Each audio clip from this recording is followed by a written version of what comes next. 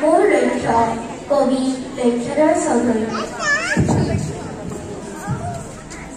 মই গান্ধীজীৰ দৰে হওঁ, সদায় সত্য পথত ৰওঁ, অহিংস পথে জগত চিনিম, সত্য কথাই কওঁ। মই গান্ধীজীৰ দৰে হওঁ।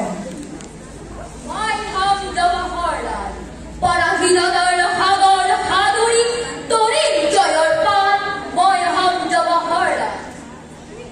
মই হম আজাদৰ দৰে, বচনৰ ধীৰ, কামত গম্ভীৰ, দেশৰ কাৰণে সকলো স্বাৰ্থ বলি দিব কাপেৰে। মই হম আজাদৰ দৰে। মই নেতাজী সুভাষ হওঁ, বিপ্লৱৰ অগতি জ্বলাই জয় হিন্দেৰে মেদিনী কবাই পৰ্বত লংঘি সাগৰ নেওচি।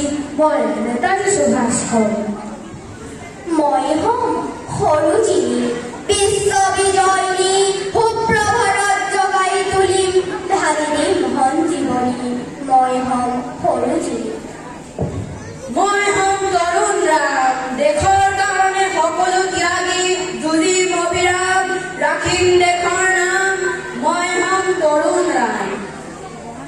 মই হম জয়প্ৰকাশ, উচ্চ নিজ কৃষক বনোৱাৰ, কৰিম বিবেক না নকৰো পৰত আহ।